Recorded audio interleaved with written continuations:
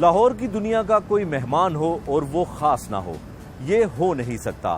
آج ہم آپ کی ملاقات کروائیں گے ایسے فنکار سے جس کو آپ نے بے شمار دفعہ فلم، ٹیلی ویژن اور سٹیج پر دیکھا ہے، لیکن آج ایک انوکھی ان سے ملاقات ہوگی جو مذاکرات میں بھی آپ کو نظر آتے ہیں، ایک ورکشاپ پہ کام کرتے ہیں۔ آئیے آپ کو ان سے ملواتے ہیں۔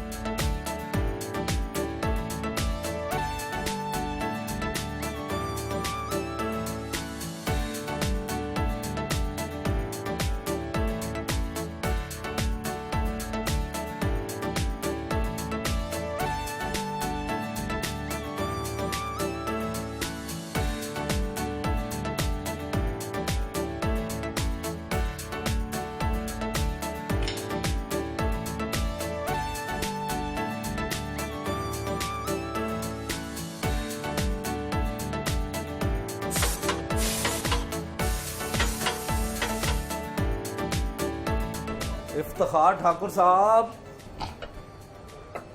صاحب، یہ کیا کر رہے ہیں آپ؟ یہ میں نیبو پانی بنا رہا ہوں سر۔ گاڑی کے نیچے جا کر؟ اور نہیں سر نہیں، میں اپنی گڈی تو تھوڑا سا کم کر رہے ہیں کیونکہ ایک لانگ سفر کر کے آئے ہیں تو آ کے پھر وہ اس کی کسائی وسائی کرنی ہوتی ہے کیونکہ لانگ روٹ پہ نا جی کچھ چیزیں جو ہیں وہ چلتے میں ڈھیلی ہو جاتی ہیں۔ آؤ نا، تسی کدھر سر؟ میں کہتا ہوں آج ورکشاپ بھی کھڑی ہے جا کے۔ اوہو، اچھا جی، ورکشاپ تو بھی تو سر یہی ہے یار، اس کا مطلب ہے آج پکڑے گئے ہیں۔ پکڑے گئے اور آپ اصل کام کرتے ہوئے پکڑے گئے۔ اچھا، لوگوں کو تو آپ چکر دیتے ہیں کہ کرتے کچھ اور ہیں آپ۔ میں نہیں سوچ سکتا تھا کہ آپ یوں اچانک یہاں آ جائیں گے، یا کسی کو اس بات کا پتہ ہوگا کہ یہاں ہم کام کرتے ہیں۔ ٹھاکر صاحب، مکینک، فنکار، سٹار، کیا چکر ہے؟ سر میں لاہور میں جب آیا تھا نا جی 1996 میں، تو میں نے یہاں سے کام شروع کیا تھا۔ اس وقت یہ والی ورکشاپ نہیں تھی، اس کے سامنے تھی، ادھر سامنے۔ اچھا، تو اس کے بعد وہ چھوڑ کے تو یہاں آ گئے۔ تو یہاں سے پھر میں نے اجاز بھائی جو ہیں میری پھپھو کے بیٹے بھی ہیں، میرے فاسٹ فرینڈ بھی ہیں۔ ماشاءاللہ۔ یعنی میٹرک کا جب ایگزام ہوا تھا تو مائی بیسٹ فرینڈ کا مضمون جس کے اوپر میں نے لکھا تھا وہ اجاز بھائی ہیں۔ ٹھیک ہے، تو وہ ہم انہیں سے کام سیکھا ہے، اور یہ فائدہ ہو جاتا ہے کہ گاڑیاں جو رکھی ہوئی ہیں اس کے لیے کوئی ہمیں چکر نہیں دے سکتا۔ اچھا، لاہور تو آپ آئے، اجاز صاحب کے پاس آئے، امریکہ کیا کرنے چلے گئے؟ ڈرامہ کرنے تھے وہاں پہ، آپ پکے رہ گئے؟ اچھا نہیں سر، جب میں یہاں سے گیا تھا میرے دل میں یہ خیال ضرور تھا کہ بھئی اگر یہ کام کرنا ہے، یعنی فن کی دنیا میں رہنا ہے، تو اس کے لیے نا کچھ پڑھ لیا جائے۔ اچھا، میں کتنے لوگوں کے بارے میں پڑھتا تھا کہ فلانا پونا سے آیا، فلانا سے آیا، فلانا نیو یارک فلم اکیڈمی سے پڑھ کے آیا۔ تو میرے دل میں تھا کہ جا تو رہی ہیں، تو موقع مل گیا تو وہاں کچھ تھوڑا سا پڑھ لیں گے اس کے بارے میں تاکہ کہیں بات ہو سکے تو ہم کر سکیں بات۔ پھر میں نے وہاں سے پڑھا جی 3 سال اور 2 مہینے کے بعد پھر میں واپس آیا۔ اجاز بھائی نے مجھے بٹھایا تھا ایئرپورٹ پہ اور اجاز بھائی مجھے لینے کے لیے آئے۔ اچھا، آپ کو لوگ بہت پسند کرتے ہیں، آپ کیا سمجھتے ہیں کہ آپ کی جسامت، آپ کا ناک، آپ کی شکل، آپ کی مونچھیں، یہ چیزیں؟ میرا خیال ہے نہیں، اللہ سم ڈالے تو سگنل آتے ہیں۔ اللہ دل میں محبت پیدا کرتا، ورنہ یہ انسان کا کام نہیں، کرتے تو سارے ایک جیسا ہی کام، کوئی ڈفرنٹ کسی میں کچھ نہیں ہوتا۔ ہاں، اللہ مہربان ہو جائے تو پھر اللہ چونکہ لامحدود ہے، اللہ کسی پہ مہربان ہو جائے تو لامحدود ہو جائے۔ ٹھاکر صاحب، ویسے یہ کبھی کبھار آتے ہیں یا روزانہ کی بنیاد پر آتے ہیں کام گاڑیوں کا ٹھیک کرنا، کیا کرتے ہیں آپ؟ میں کوئی یہاں جاب تھوڑی کرتا ہوں، اپنی گھر ہے، اپنی دکان ہے، اپنی ورکشاپ ہے، زیادہ تر تو ٹریولنگ میں رہتے ہیں، کام کرتے رہتے ہیں، لیکن جہاں محسوس ہو کہ ہاں بھئی تھوڑا سا اس کو دوبارہ گھوڑے کو ایکوریٹ کرنا ہے تو آ جاتے ہیں۔ اچھا، ایک یہ بھی ہو سکتا ہے جیسے بہت ساری فنکار آئے ہیں انہوں نے بیوٹیشین کا کورس کیا ہوتا ہے اور وہ سیلون بنا لیتی ہیں اور پھر وہ کہتی ہیں کہ ہم خود آپ کا میک اپ کرتے ہیں جیسے اداکارہ نرگس ہیں، تو آپ بھی یہ کر سکتے ہیں کہ میں خود مکینک ہوں، مجھ سے گاڑی ٹھیک کروائیں اور معاوضہ بھی آپ اپنی مرضی کا لے سکتے ہیں؟ سر سارے بندے سارے کام نہیں کر سکتے، جو اس کی جاب ہے نا، رائٹ جاب جو ہے وہ اگر اپنی رائٹ جاب پہ ہو تو وہ بہتر کام کر سکتا ہے۔ ایک چھوٹی سی بات ہے، میں ایز اے ایک ڈرامہ ڈائریکٹر، اعجاز بھائی ایک منٹ پلیز، ایک منٹ۔ اچھا، یہ اعجاز صاحب ہیں جی، یہ اعجاز جن کا ہم ذکر کر رہے تھے۔ جی سر، جی سر، جی السلام علیکم۔ وعلیکم السلام۔ جن کو پھر مائک بھی دے دینا ٹھاکر صاحب، پھر ان سے بھی ہم بات کریں گے۔ اچھا، آپ بات مکمل کیجیے۔ جیسے ایک دفعہ میں نے ایک ڈرامہ لکھا اور ڈائریکٹ کیا تو سہیل صاحب نے مجھے کہا کہ کیا مسئلہ ہے، کیوں کرتے ہو یہ سارا کچھ؟ میں کہ سر دل کرتا ہے۔ کہنے لگے پتر جی تیرے بیر وک رہے ہون تے سیب لاؤن دی کی لوڑ ہے؟ ہاں، ایکٹر ہیں تو ایکٹنگ والا کام کر، زیادہ پاسے کنسنٹریشن ڈیوائڈ ہو جائے تو آپ 100% رزلٹ نہیں دے سکتے۔ ایسے ہی۔ یہ ہیں جی وہ شخص جو میری زندگی کا آغاز ہے۔ واہ۔ میں اعجاز بھائی کے پاس آیا تھا، میں نے بتایا ادھر ورک شاپ ہوتی تھی، دن میں سارا دن ہم دونوں اکٹھے رہتے ہیں۔ میرے حفیظات بھائی بھی ہیں، میرے دوست بھی ہیں اور گائیڈر ہیں بہت اچھے۔ اعجاز صاحب، یہ آپ کو استاد بھی کہتے ہیں، بھائی بھی کہتے ہیں، دوست بھی کہتے ہیں، آپ نے کیا سکھایا انہیں؟ سر جی سب سے بڑا یہ اچھا انسان ہے جو پہلے سے لے کے آج تک اس میں کوئی فرق نہیں آیا۔ جب ہم کچھ نہیں تھے تب بھی دوست تھے، آج اللہ کا سب کچھ دیا ہے تب بھی ہم دوست ہیں۔ تو سب سے بڑی جو بات بتائی وہ صرف یہ ہے کہ انسانیت۔ اس کا اچھا شوق تھا، یہ میرے پاس آتا تھا، مجھے دل سے پیار کرتا تھا، میں دل سے آج بھی پیار کرتا ہوں۔ یہ سارا دن کام کرتا تھا، شام کو اس کو میں تھیٹر پہ چھوڑ آتا تھا، پھر یہ رات کو آ جاتا تھا، پھر رہتے تھے ساندے سے چلتا تھا، میری طرف جے روڈ پہ آتا تھا، ادھر میں 8 بجے اس کو ادھر چھوڑنا آتا تھا۔ یہ پیار محبت چلتا رہا۔ پھر اس کی شادی کی، پھر اس شادی کی گاڑی میں نے چلائی، پھر اس کی اور میرے بچے سیم، اس کی 3 بیٹیاں 1 بیٹا ہے، میری بھی 3 بیٹیاں 1 بیٹا ہے۔ کیا بات یعنی ہے۔ کہ ہمارا ایک لک، ایک پیار محبت شروع سے ایسا ایک سگنل سیٹ ہو گیا تو آج تک ہم ویسے کے ویسے ہی ہیں۔ تو مکینک کیسے تھے؟ کوئی مکینک جب کام سیکھ رہا ہوتا ہے یہ بچہ، ہر فن مولا تھا جی، جس کام میں بھی لگا ہے اس نے آگے ہی گیا، پیچھے نہیں گیا۔ کیا 3 جگہ پہ بات طے ہوئی جی میرے رشتے کی، 3 جگہ پہ۔ اچھا، تو پھر تینوں جگہ پہ شادی نہیں ہوئی؟ الحمدللہ نہیں، ایک میں کی ہے۔ لیکن میں نے وہ بھی میری کزن ہے جی میں نے ایک بات کی، میں نے کہا یار اگر اعجاز بھائی کہہ دینا اوکے، میرے لیے اوکے ہوگا۔ اچھا، اعجاز بھائی نے نانا جی رات کو مجھے تھیٹر پہ چھوڑا، ادھر گئے، اس کے بعد جب مجھے لینے آئے میں نے کہا نہیں ہاتھ ملا، گال پکی کر آئیں۔ واہ۔ شادی کی گاڑی اس نے سجائی، چلائی، پورا انتظام کیا۔ اس دن بھی میں نے ڈرامہ کیا جس دن میرا نکاح تھا۔ اتوار کے 2 شو تھے، ایک شو میں کر کے آیا، نکاح کیا، نکاح کر کے جب تک یہ کھانا کھونے میں یہ سنبھال لیتا تھا، گیا دوبارہ دوسرا شو کر کے پھر واپس آیا تو رخصتی ہوئی۔ گھر والوں کو کیسا لگتا ہے آپ کے حسن کے بارے میں ساتھی فنکار کہتے ہیں تو؟ گھر والے میرے بہت کم دیکھتے ہیں، وہ اتنا تو زیادہ نہیں۔ وہ روز ان کو دیکھ لیتے نا، اس لیے تو آپ کو کیسا لگتا ہے؟ میرا تو جگر ہے یار، جب آتا ہے دل باغ باغ ہو جاتا ہے۔ تو جب اور میں نہیں، میری پوری گلی جتنے لوگ ہیں وہ سارے پیار کرتے ہیں۔ یہ باہر سے اندر تک جاتا ہے تو ٹھاکر آ گیا، ٹھاکر آ گیا۔ یہ ٹھاکر پہلے بھی ٹھاکر تھا، یہ آج بھی ٹھاکر ہے۔ کسی پورے محلے ٹھاکر صاحب کا کوئی حسین واقعہ بتائیں، کس پرانا۔ پورے محلے میں نا جی ہمارا اعجاز بھائی کا اور میرا ایک جو کام ہے نا جی، جو کسی گھر میں ہم دونوں کا پردہ نہیں ہے سر۔ ہم محلے میں کسی کے گھر جو سنت ہے بیل دیں گے، یہ دیں گے، اس کے بعد ہم سیدھے وہ ہماری بیٹیاں، ہماری بہنیں، گھر کے جتنے افراد ہیں ان کے اندر ہم جا کے بیٹھ سکتے ہیں، اور وہ بہت ساری باتیں ایسے جو آپس میں نہیں کر سکتے، شیئر نہیں کر سکتے، وہ ہم دونوں سے کر لیتے ہیں۔ واہ، واقعہ سنائیں جی ان کا کوئی۔ سر جی بے تحاشا واقعہ، اب کیا چھوٹے چھوٹے واقعہ سنائے۔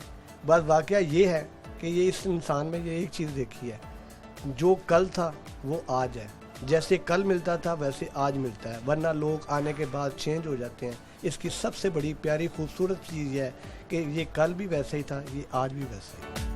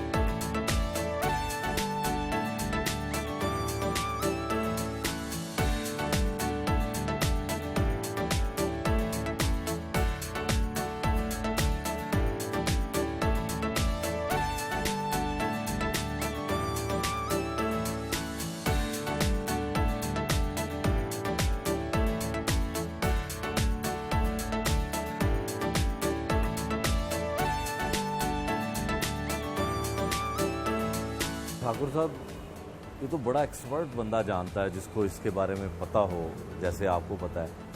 फनकार हैं आप, पहले कहाँ पे काम करते थे या क्या काम करते थे, हमें ये तो बताएं। सर पहले यही काम करते थे, वर्कशॉपों पे काम करते थे, गाड़ियों के इंजन का काम करते थे, टायरों का काम करते थे, बिजली का काम करते थे, इलेक्ट्रीशियन का। ड्राइवरी में अगर ड्राइवरी मिल गई तो ड्राइवरी भी की है, अगर उस दिन ड्राइवर पूरे हैं, कंडक्टर काम है तो कंडक्टरी भी की है। स्काफल के ऊपर चढ़ के पेंट भी कर लेते थे। और मुझे याद है न्यूयॉर्क के अंदर एक दफ़ा मुझे वैसा काम मिल गया, तो 73 जो उसका फ्लोर था, 73 मंजिला, यानी ऊपर से अगर देखें सारे तारक टैडी नजर आए। वहाँ भी स्काफल ला के वो काम किया जी, इंशाल्लाह पूरी मेहनत मजदूरी आपने बहुत किया। तो फनकार कैसे बन गए? सुहेल अहमद साहब ने फिर मुझे देखा, मिले, वसीम अब्बास साहब, खालिद अब्बास डार साहब, इन्होंने फिर मेरे ऊपर बहुत जोर लगाया। उन्होंने कहा यार जी तू टायर खोल लेना है तो इसका मतलब है तू भी काम कर सकना है। मैं क्या सर अगर तुसी कराओ तो फिर कर सकते हैं। उन्होंने भी बड़ा जोर लाया।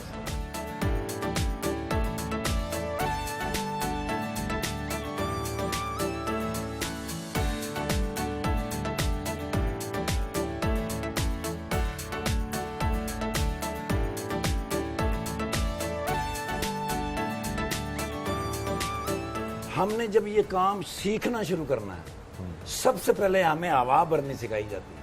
ठीक है। या हमारे पास कोई बंदा आएगा, हम उसे हवा भरनी सिखाएंगे, ताकि ये सबसे बड़ा नुकसान है कि अगर कम हुई तो वो वेट बर्दाश्त नहीं करेगा, अगर ज्यादा हुई तो टायर फटेगा। मेरे साथ एक गूंगा आ गया सरगोदे का, अच्छा, काम सीखने के लिए। अच्छा, अब उसको लगाया। अब ज्यादा तो गाड़ियों के टायर आते हैं ना, ट्रैक्टर का टायर कम आता है, मोटरसाइकिल का कम आता है, साइकिल का तो सीधा सीधा आता है। अब वो गाड़ियों पे 30 पाउंड 28 पाउंड भरता भरता भरता अचानक बीच में ट्रैक्टर का आ गया। उसने भी यही सोचा जो आपने सोचा कि इसमें तो 400-500 पाउंड होगी। उसने नोजल लगाई, उसके ऊपर रखा पाँव, तो नालों ने लाली सिगरेट भैया देते तो लगना टाइम। जिसले 22 तो 26 पाउंड हुई ना जी, ओदा कड़ा निकलिया ते गूंगा उत्थे पे कड़ा गया उत्ते उत्तों आके वापस डम डिग्या जदों ते मिट्टी हो मिट्टी, जिन्नियां रेड़ियां बेचारे चौल छोले दी लगियां सन सारियां बर्बाद हो गई। ये एक अजीब सी थ्योरी है, आम बंदे को इसका नहीं पता हो सकता।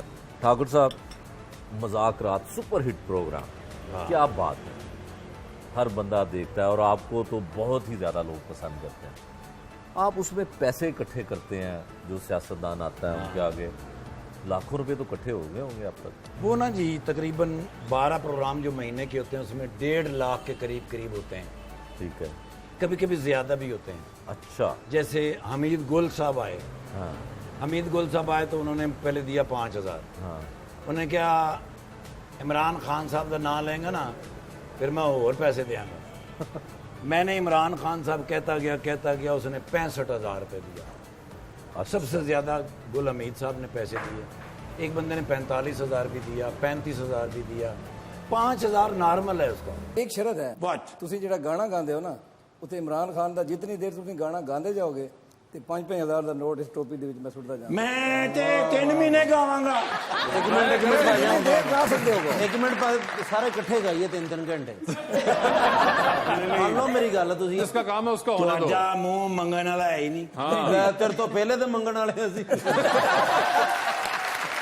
सर जी ये जो है कपड़े इनके जो है ना, मैं पिछले कम से कम 7 साल से देख रहा हूँ, ना इन्होंने धुलवाए हैं ना उनको साफ कराया। यकीन करें मेरी मोहतरमा मॉडल ने इतनी खूबसूरत परफ्यूम लगाई हुई थी, वो भी सारी जो है चली गई। आज तुमने कपड़ों के और परफ्यूम के पैसे भी निकलवाने हैं।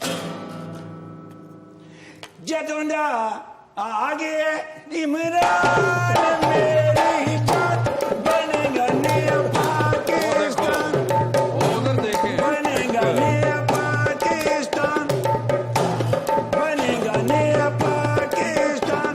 इमरान खान जिंदाबाद, पीटीआई जिंदाबाद, पीटीआई मैंने एमपी कौंसलर सारे जिंदाबाद। और जदों आगे इमरान सब प्रोग्राम 6 दिन चलना। मेरी जान बनेगा नया पाकिस्तान।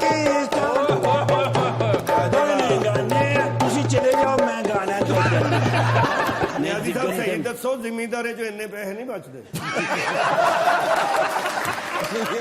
ठाकुर साहब, सबसे ज्यादा मजा किसके साथ आया प्रोग्राम करने का आपके प्रोग्राम? सोहेल अहमद साहब। अच्छा, सोहेल अहमद साहब के साथ बहुत मजा आता है। सोहेल अहमद साहब के साथ कुछ करना नहीं पड़ता।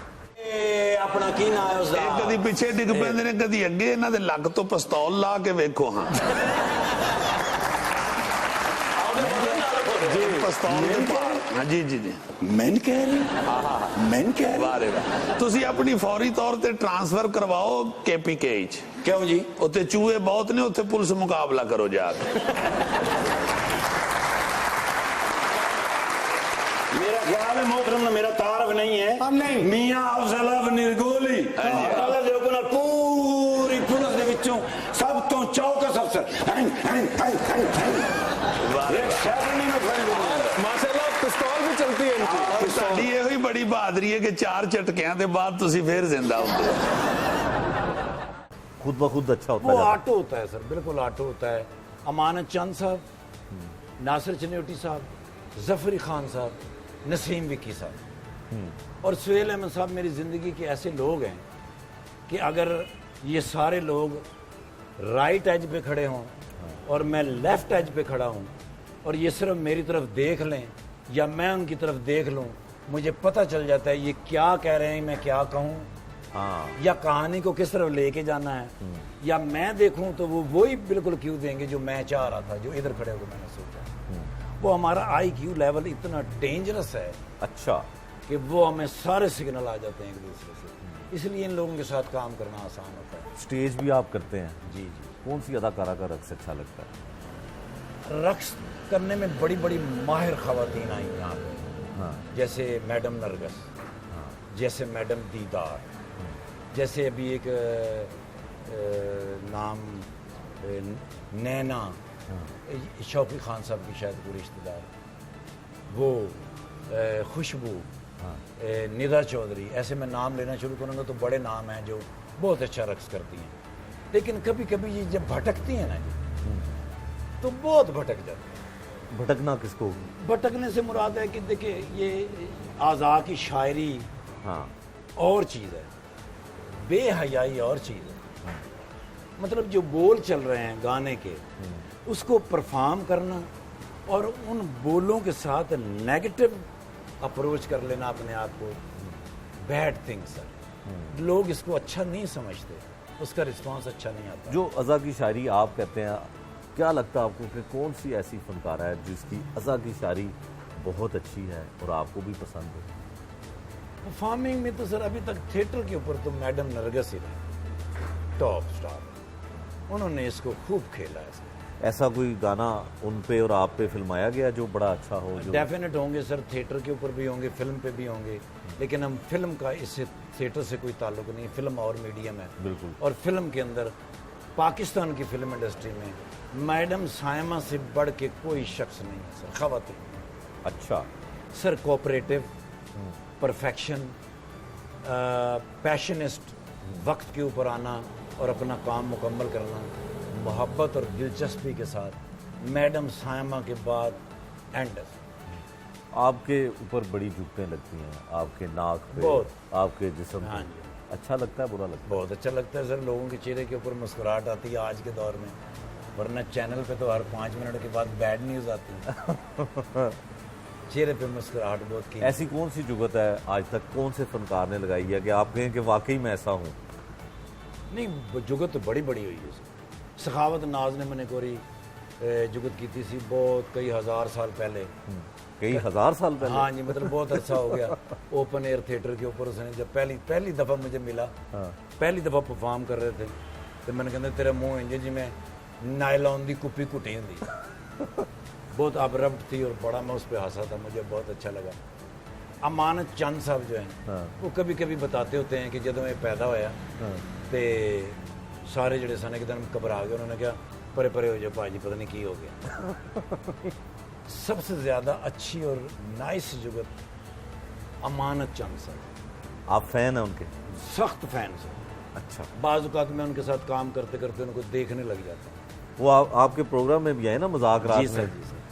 नासिर चन्योटी जो है ना जी, वो शरारती है इंतहाई, اس سے 24 آور خطرہ رہتا ہے کہ یہ سو رہا ہے لیکن کوئی پتہ نہیں اس کی آنکھ کھولے اور وہ کیا کر دے گفتگو میں یا باڈی مینرزم کے ذریعے وہ کیا ایسی حرکت کر دے کہ آپ دیکھتے ہی رہ جائیں, سوچتے ہی رہ جائیں. اور ظفری خان صاحب جو ہیں آمد کے لحاظ سے اور کیریکٹر کے لحاظ سے بہت پرفیکٹ اور بڑا سپیڈی ہے, جبکہ ان سب میں سے نسیم وکی صاحب ایسے شخص ہیں کہ وہ کبھی بھی کسی وقت بھی موقع محل کے حوالے سے ایک سے زیادہ باتیں سوچ سکتے ہیں.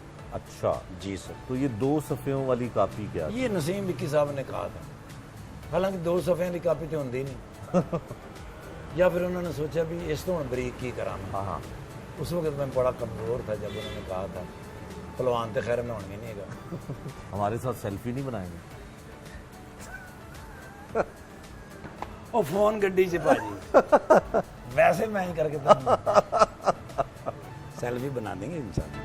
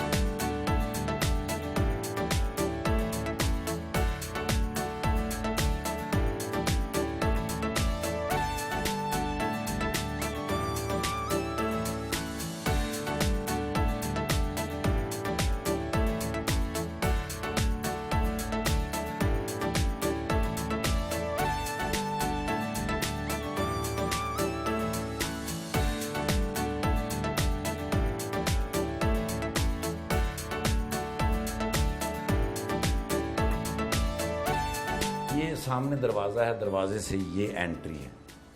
ہماری جو مسجد ہے وہ چوک کے اندر ہے, مسجد چھوٹی ہے, اس میں 35 سے 40 لوگ جمعہ پڑھ سکتے ہیں.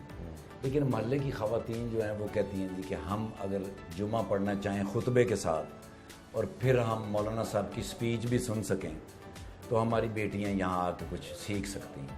ہم نے یہ جگہ بنائی ہے کہ مسجد سے پورا سسٹم جو ہے وہاں سے ہم ڈال کے لے آئیں گے, وائر سپیکر یہاں لگا دیں گے, اذان کی آواز آئے گی, مولانا صاحب کی جو سپیچ ہے اس کی آواز آئے گی, خطبے کی آواز آئے گی, ٹھیک ہے, اور خواتین جو ہیں وہ جماعت کے ساتھ یہاں جمعہ پڑھ سکتی ہیں.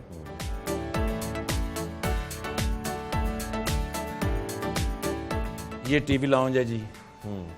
یہ لطیف بھائی, ہاں جی, یہ ہمارے بھائی ہیں, یہ لطیف, یہ الیکٹریشین ہے. اور یہ سارے گھر میں بجلی کا کام, یہ سارا جو کام ہے نا جی یہ لطیف بھائی کرتے ہیں. اتنا یہ تیز کام کرتے ہیں, صحت ماشاءاللہ میرے تو ہی ماڑی, اور تاراں حیران کن پاؤندے نے کتنے کو ٹویا ٹبا کو کھڈا پھڈا بڑا بڑا ضروری ہو گئے. ورنہ سر اے پوائنٹ ہے نا, انہوں نے اے کھولنا ہے, تار منہ چ لینی ہے, ایتھوں وڑنا ہے خود, ہاں جی اندر, ہاں جی, ہاں جی, وچ وڑ کے جناب اگوں آئی کر کے زور لا کے جی پکا کرنے تے پرلے کھڈے چ نکل کے او تو تار کٹ کے لے آنے تے نال نے وکھا بھی دینا کہ پائنا تار آ. یہ لطیف بھائی بڑے محنتی اور بڑے ایماندار آدمی, میری زندگی میں اچھے لوگ بڑے آئے ہیں. میری دعائیں ان کے ساتھ ہیں کہ بھی اس محبت سے کام کرتے ہیں. لو یو سر, جیوندے وسدے رہو سر, کرو اپنا کام, بلکہ ہوں کھانا لگ گئے, ہوں کھانا کھاؤ, پہلے بریک کریں گے. ہاں جی, کھانا لگ گیا ہے سر, ہاں آ جائیں.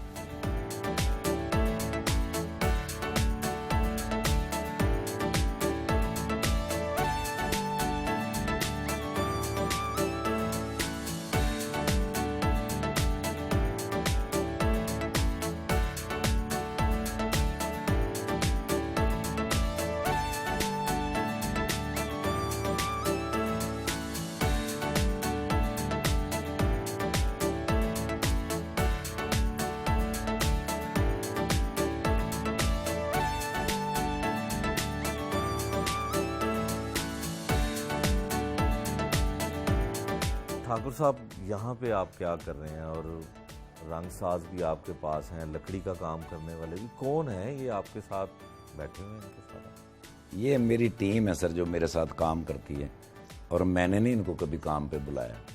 अच्छा। हाँ, ये ना ही ये मुझसे पूछ के आते हैं कि जी मैंने ये काम करना है। ये अगर इनको काम अभी मिल जाए, यानी कल काम मिल जाए, तो ये मुझे बता के नहीं जाएंगे कि हम जा रहे हैं। ये अपने काम पे चले जाएंगे, उधर से दिहाड़ी शड़ी लगा के जैसे ही फारग होएंगे, सुबह में आऊँगा तो फिर इधर लगे होते हैं। चलिए ठाकुर साहब से आप फरमाइश कर लें, आपको वो बात कोई सुना देते हैं जो आप सबको अच्छी लगती है। ठाकुर साहब, हाँ, अभी सुना देते हैं आपको। कौन सी बात सुनना चाहते हैं आप? वो बच्ची वाली। लो जी।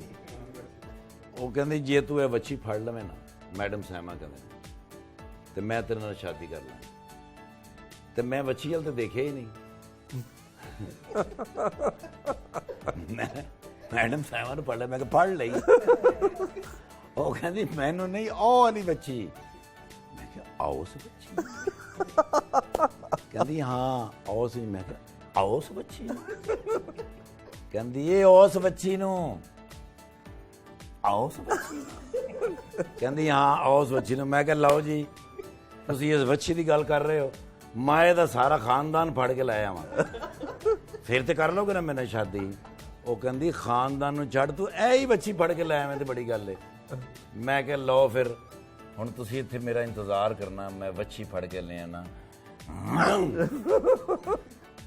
उस फ्रेम दे विचों मैं निकलिया ते उस बच्ची ने ओ मैनू घुमाया।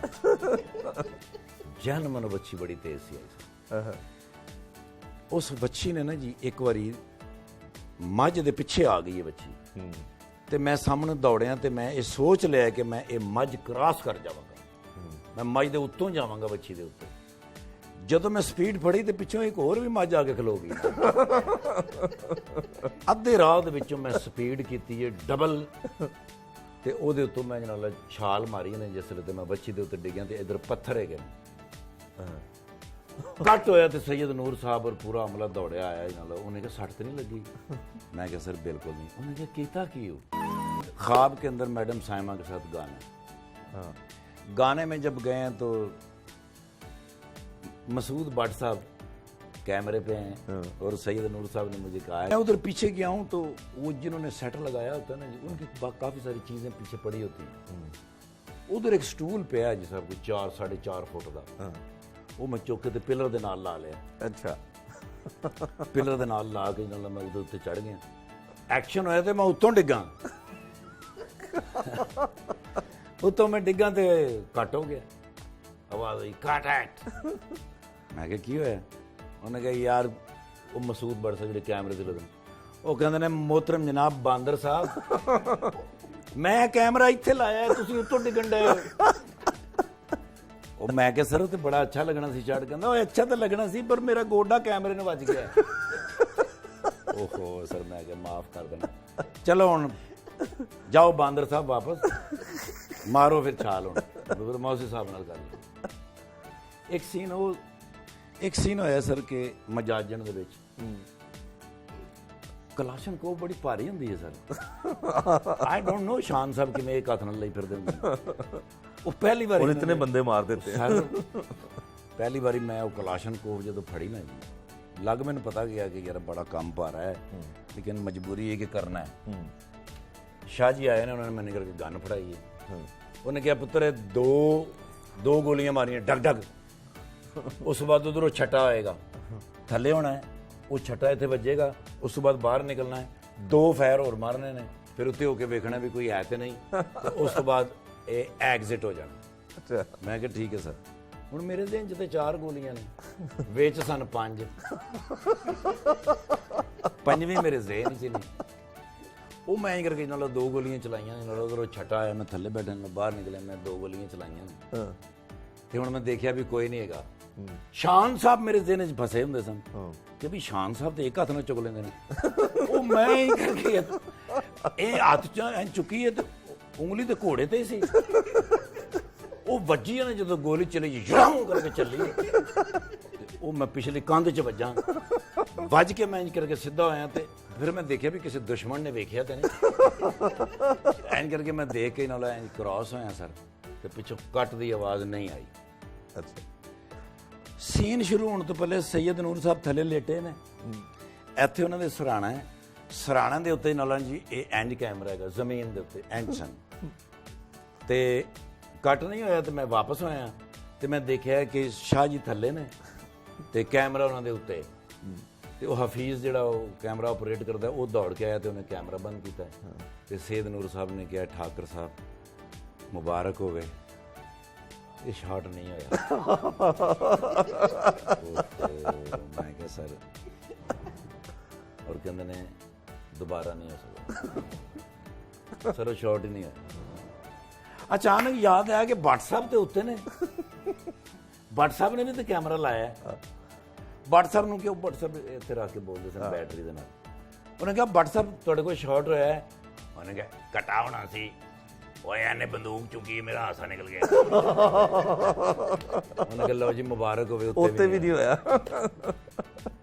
वो शॉट आज भी सैयद नूर साहब कहीं भी बात, उन्होंने कहा ठाकुर साहब जिंदगी ਦੇ ਵਿੱਚ ਮੈਨੂੰ ਅਫਸੋਸ ਰਹੇਗਾ ਕਿ ਵੀ ਉਹ ਸ਼ਾਟ ਨਹੀਂ ਸ਼ੂਟ ਹੋਇਆ।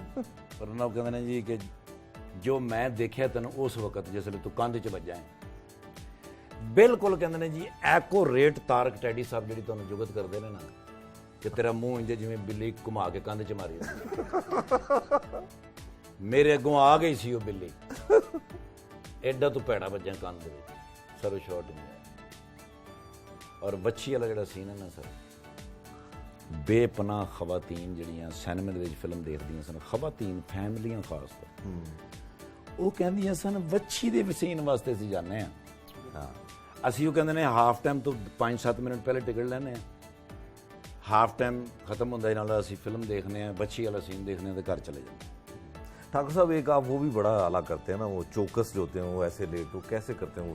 इस करैक्टर दे विच ना जी, इस पुलिस चौकस के करैक्टर दे विच सुहेल साहब ने मेरी हिम्मत बहुत वधाई है।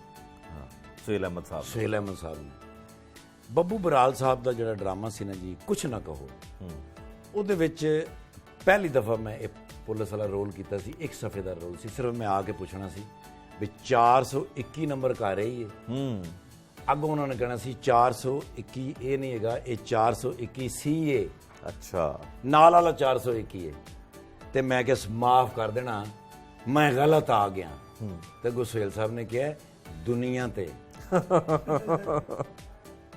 ਉਹਦਾ ਜਿਸ ਵੇਲੇ ਲਾਫਟਰ ਆਇਆ ਨਾ ਜੀ, ਤੇ ਮੈਂ ਐਗਜ਼ਿਟ ਹੋਣ ਲੱਗਾ ਤੇ ਸੁਹੇਲ ਸਾਹਿਬ ਨੇ ਮੇਰੀ ਬਾਂਹ ਫੜ ਲਈ, ਹਾਂ ਉੱਥੋਂ ਉਹ ਕਰੈਕਟਰ ਲੈਂਥੀ ਹੋਣਾ ਸ਼ੁਰੂ ਹੋਇਆ। ओके, अदरवाइज वो एक पेज का रोल है। सुहेल साहब ने वो करैक्टर बनाया। सुहेल साहब जिसले मजाक रात चाहे ना, तो उन्होंने एक बेटा जो ना जी अली, वो करैक्टर में बड़ा लाइक करता है। वो अक्सर मैंने सुहेल साहब कहते हैं कि जो तुम चौकस होंगे हो ना, सोफे के उत्ते खलो के नचता है, तो मैंने कहते हैं एक बार चौकस दस दियो। मैं क्या हजूर मैं सुता हुआ ना, मैं फिर भी नहीं सुता होंगे, मैनू हर पासे पता होंगे भी की हो रहा, हल्की जी किधरे टीम ही हो जाए ना तो मैं चौकस हो जाना, आ मैं सुता है तुम करो हल्का जा टीम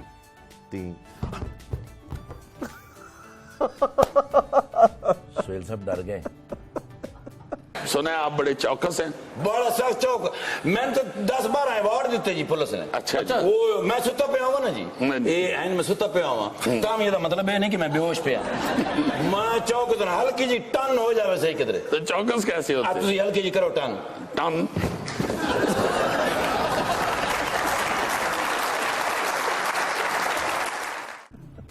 एक फिल्म है चल मेरा पुत, चल मेरा पुत की शूटिंग कर रहे सन लंदन दे विच। वो जो स्टैचू है ना सर, वो स्टैचू भी समझ लो यही है, करैक्टर यही है।